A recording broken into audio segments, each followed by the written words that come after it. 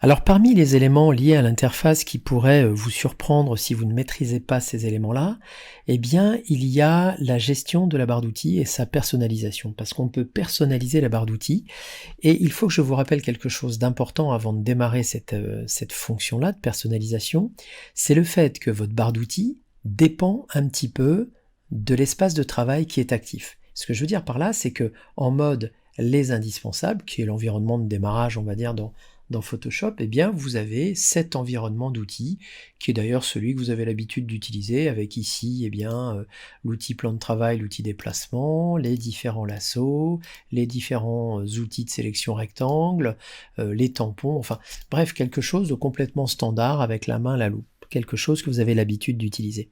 Et puis parfois vous remarquez, et ça peut surprendre, que les outils changent de place, voire ne s'affichent pas. Et tout simplement parce que peut-être avez-vous changé d'environnement de panneau.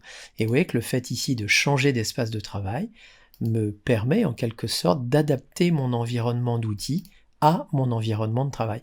Et ça, c'est quelque chose qui peut surprendre, si évidemment vous n'aviez pas prêté attention à cette modification. Donc ça, c'est une chose qu'il fallait évoquer ensemble, et dans un deuxième temps, vous vous êtes peut-être déjà aventuré à cliquer dans ces petits points qui sont ici, et qui permettent de modifier la barre d'outils. Alors attention, en cliquant ici, il faut attendre ou faire un clic droit pour développer le menu, et ainsi demander ceci, c'est-à-dire personnaliser la barre d'outils. Alors si jamais vous êtes un peu fâché avec cette manière d'y arriver, dans le menu édition, vous pouvez également demander ceci, barre d'outils, pour arriver de la même manière au même endroit.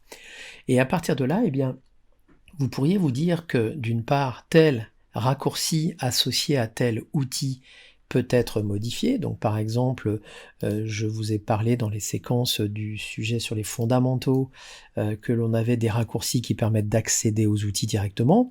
La touche V pour accéder à la flèche de déplacement, la touche M pour l'outil de sélection, etc., etc.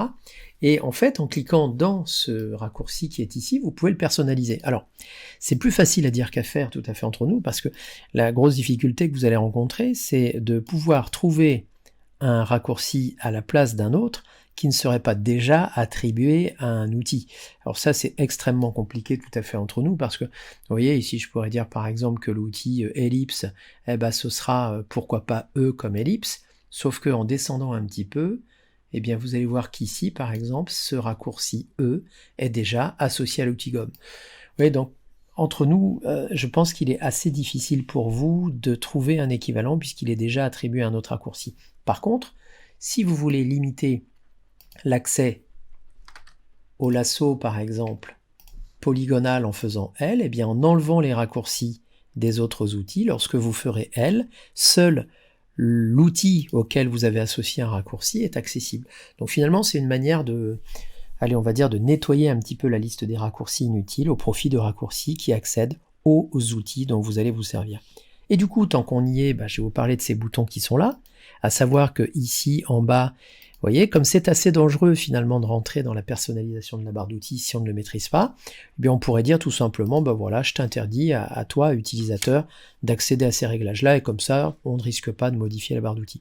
Ouais, donc tout ce que je clique ici a des conséquences directes sur la barre d'outils. Donc ici, la gestion des premiers plans et arrière-plans, ici la gestion du mode masque, ici la gestion des affichages, et ici la gestion des personnalisations.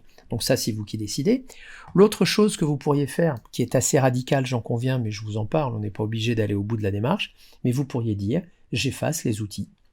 Pourquoi? Parce qu'il y a bon nombre d'outils qui, dans ces panneaux-là, ne m'intéressent pas, et ça va me permettre ainsi de me créer une barre d'outils, certes, beaucoup plus petite, beaucoup plus succincte, mais finalement dans laquelle j'aurai des outils qui m'intéressent directement. Alors, parmi les outils importants, il y a par exemple l'outil de déplacement qui est naturellement très souvent utilisé. Donc je vais tout bêtement le glisser et le poser de l'autre côté. Donc en gros, ce qui est à droite, c'est disponible, et ce qui est à gauche, c'est ce que j'ai envie de rentrer dans ma future barre d'outils que j'enregistrerai tout à l'heure. Je vais donc déplacer cet outil, je le vois apparaître ici, déplacer également l'outil plan de travail qui va être utile. Vous voyez, donc petit à petit, je rajoute ici une flèche.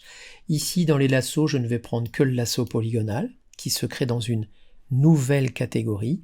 Et comme je ne vais pas rajouter les autres lassos, eh bien, mon lasso ici sera le seul outil de sélection accessible puisque les autres ne sont pas dispo. Je pourrais par exemple utiliser des outils notamment de sélection qu'on connaît en les mettant soit dans une catégorie, soit séparés. Et vous voyez que ça me permet de générer ici soit un groupe d'outils de sélection que j'active avec le clic droit, ou bien un outil de sélection séparé du premier pour que son accès soit simplifié. Et donc je pourrais dans le même ordre d'idées dire bah tiens, la baguette magique finalement je la laisse tomber au détriment de celle-ci. L'outil recadrage me paraît intéressant. L'outil image, on n'en a pas encore parlé, on en parlera plus tard. L'outil pipette me paraît intéressant pour de la prise de matière, les autres non. Les outils de retouche, bah, je vais faire un petit tri là-dedans en disant tiens, allez, on va se faire une série d'outils. Donc là, je fais un groupe. Alors, outil œil rouge qu'on n'a pas encore vu, on va en parler. Déplacement basé sur le contenu qu'on verra.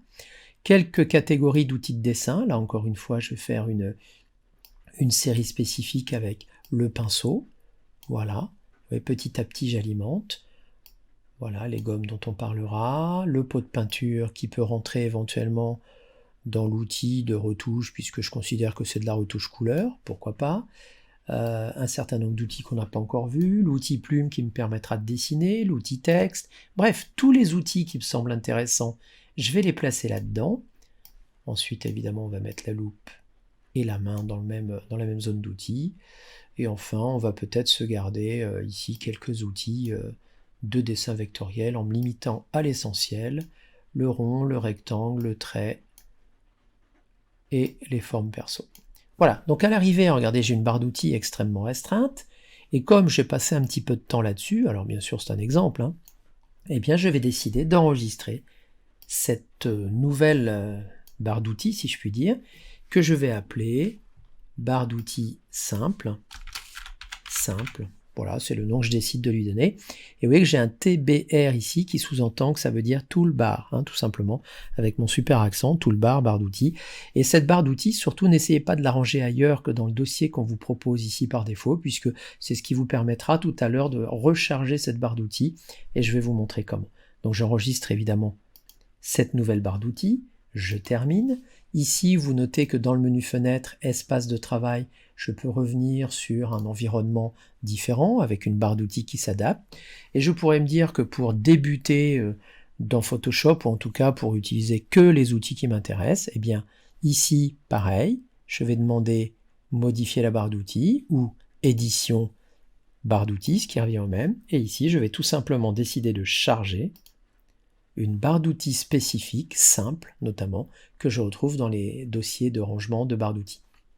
Je charge, je termine, et là vous voyez que j'ai tout simplement une barre d'outils extrêmement succincte dans laquelle j'ai effectivement quelques outils groupés dans des séries, notamment les outils vectoriels, plan de travail, déplacement, et puis quelques outils que j'ai préféré distinguer en mettant le lasso à part, le pinceau à part, le texte à part, et puis ici encore un nouveau groupe d'outils de retouche par exemple, dans lequel j'ai inclus pourquoi pas, pot de peinture, correcteur, etc. Voilà, donc ça je voulais vous en parler parce que c'est avant tout considéré comme quelque chose d'un petit peu délicat à gérer, qui peut surprendre quand on n'a pas compris que la barre d'outils peut être personnalisée. Et une fois que vous avez intégré cette notion-là, eh bien évidemment, pourquoi pas se servir de cette fonction pour créer une barre d'outils parfaitement adaptée à vos besoins du moment.